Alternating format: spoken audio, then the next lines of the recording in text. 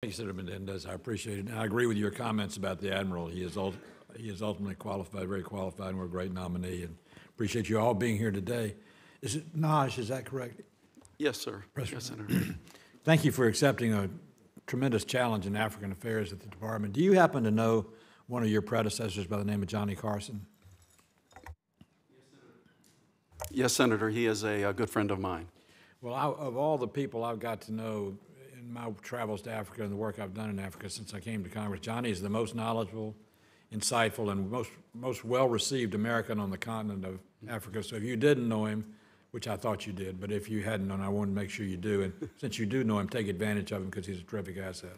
Absolutely. When I was ambassador in Ethiopia, he was ambassador in Kenya. And you focused on the Sudan in part of your testimony, mentioned the Sudan. That is a horrible problem that's getting worse by the day. We've tried a special envoy. I knew General Gratian, the comprehensive peace agreement we worked on to finally get a referendum for independence, which we finally got, but it never did anything because the violence, the murder, the assassination, and the economic stealing from one another's assets have just destroyed the environment there. What initiative would you try to move us to in South Sudan to go from a caretaker of chaos, which I think is what we are right now, to a caretaker of a route to peace and security? Senator, thank you for that question. In my view, South Sudan is one of the greatest tragedies in the world right now, and absolutely needless. It should never have happened, especially given the positive role the United States played in creating South Sudan. Senator, if confirmed, I promise you I will look for every pressure point possible, including the ones that have not yet been pushed, to make sure that those who are complicit in these tragedies have to pay for that, so that they don't have places where they can park their money, they don't have places where they can go and enjoy their vacations and go shopping while their people are dying, women are being raped, and people are going hungry and chased from their homes. I truly believe that I would put that at the top of my inbox if confirmed. Well, it's going to take our leadership to do that. Al-Bashir in the north is not going to be a help to us at all. He's not going to be a problem because he's indicted in the International Criminal Court, but he's not going to be a help to us. But the South Sudanese are doing a pretty good job of messing it up by themselves, and we need to move them forward as much as we can. On that point also, last week, Nathaniel, who was a former intern of mine, who was a refugee to Clarkston, Georgia about 15 years ago, is one of the lost boys of Sudan. He came to my office last week to share with me some of his experiences in the Sudan since he's gone back to try and help bring back that country. He said the biggest need that they have on the ground is a recognition by the public, the people of Sudan, that the United States is engaged, that the government of Sudan is getting engaged with them, and that we're going to be a part of moving Sudan forward. We evidently are not in that. I asked him, I said, well, aren't we visible now? And he said, not as visible as we should be. I think that's one of the things you're going to have to focus on to see that the visibility of our country and our commitment to help them come out of their problems is there, but that they are willing to take a partnership with us to do that. Senator, I can promise you, if confirmed, the South Sudanese will realize just how involved the United States is. Being one of the few U.S. ambassadors who ever spent time in a refugee camp as a refugee and not just a visitor, I am passionate about refugee issues. Well, you're going to do a great job, and I'm certain that Africa is the continent of the 21st century for the United States. In many ways, the population explosion, as you refer to in Nigeria, which will be bigger than the United States by the half point of this century. It's important we have them as friends, but it's important we help them grow economically.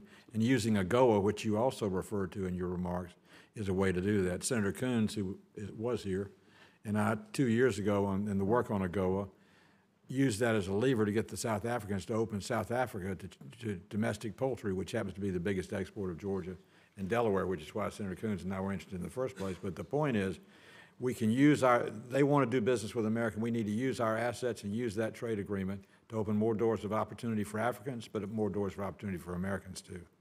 Absolutely, Senator. I agree with you totally.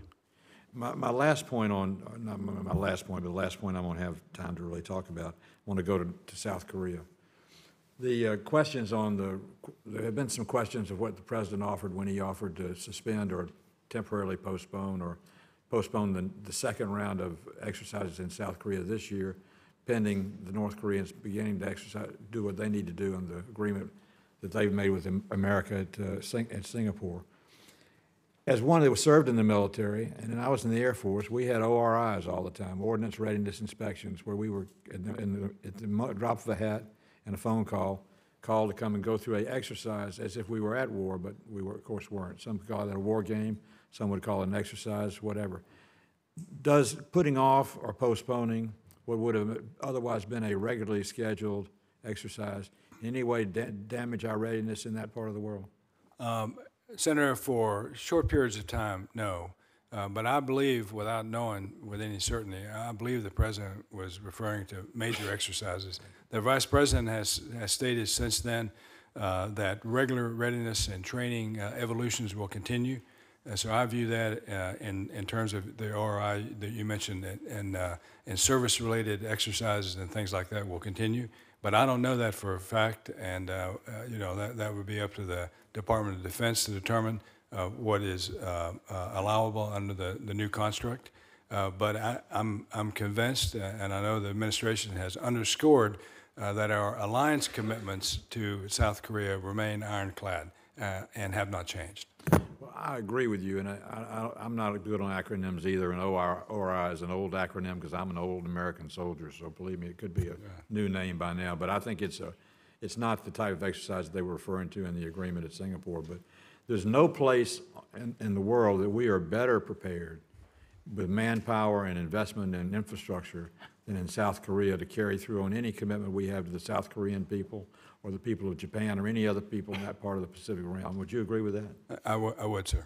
And I don't think suspending a temporary exercise in any way diminishes our ability to continue to do everything we've promised to do and have partnered with those countries to do to enjoy the peace and security of freedom in that part of the world. I agree, Senator. I think that we do need to create some breathing space for the negotiations to continue and to assess whether Kim Jong-un is serious on his part of the deal or not, and I think this gives us that opportunity.